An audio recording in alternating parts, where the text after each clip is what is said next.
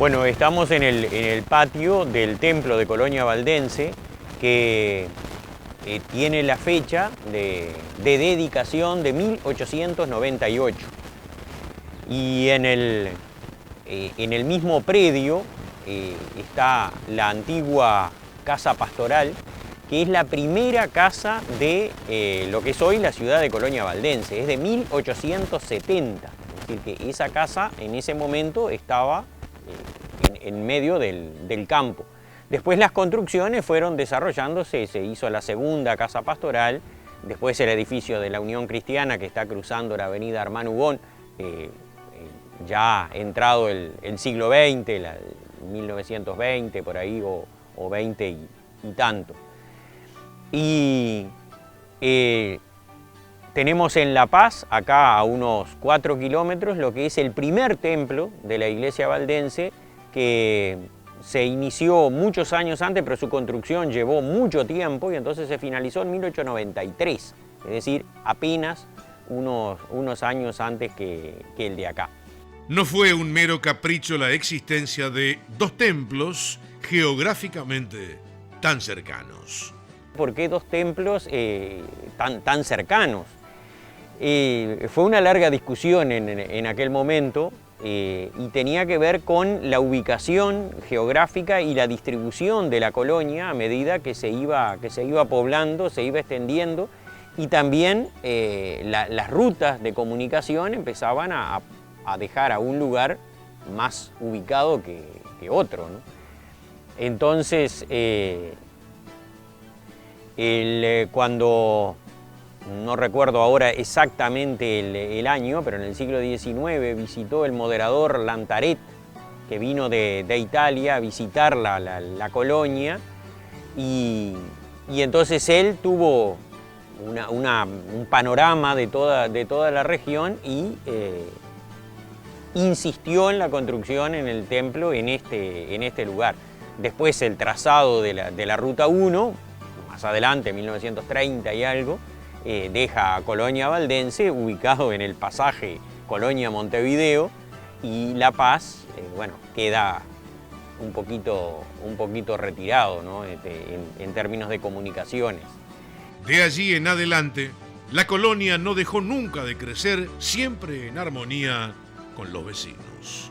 Después la colonia siguió extendiéndose, incluso hoy llega hasta el departamento de San José, lo que es Colonia Española, que queda de acá unos 20 kilómetros al este, hacia Montevideo.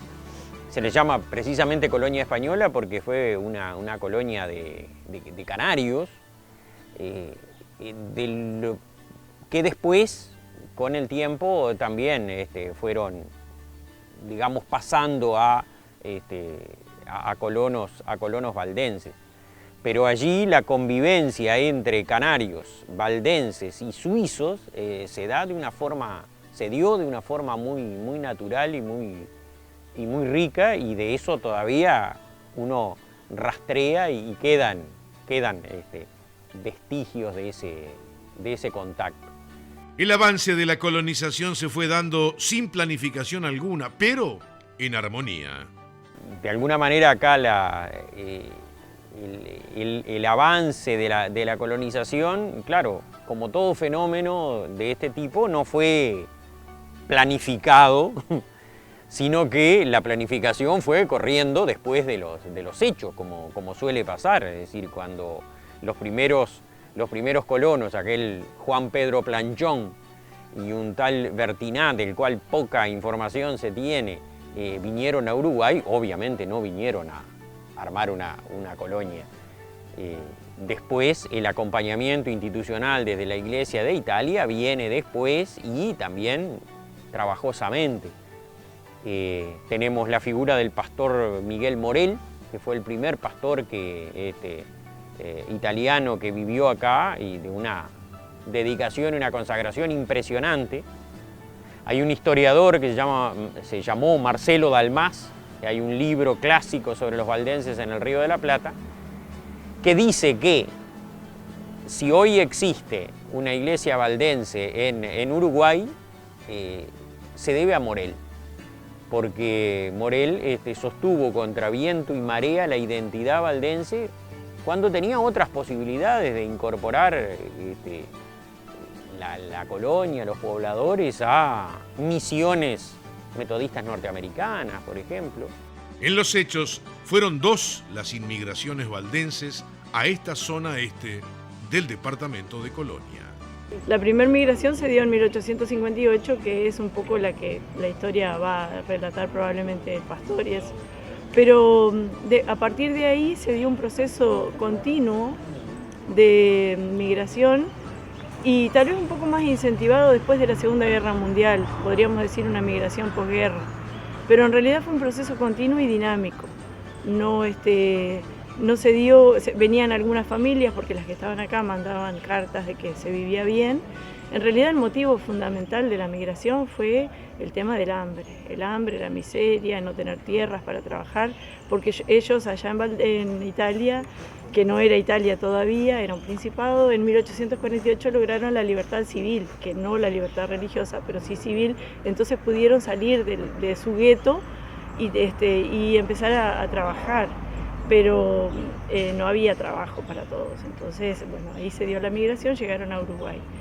Y dinámico porque incluso se establecían acá, pero a su vez se fueron a otras colonias, y la migración valdense no fue una migración que fue, digamos, con el afán de colonizar, ellos venían por la miseria, entonces en sí se preocuparon mucho de la cultura, de mantener su cultura, pero a su vez de difundirla y crearon las escuelas, el liceo, las escuelas del hogar, porque hubo una preocupación porque las mujeres tuvieran el dominio de la economía doméstica. Entonces doña Ana Armandugón hizo clases de economía doméstica que después se tomó a nivel departamental con las escuelas del hogar, que es el único departamento que las tiene. En aquellos tiempos, así se vestían las mujeres valdenses. Bueno, este es el vestido tradicional de las damas valdenses. Es el vestido que se usaba para ir a la iglesia, es una costumbre religiosa, y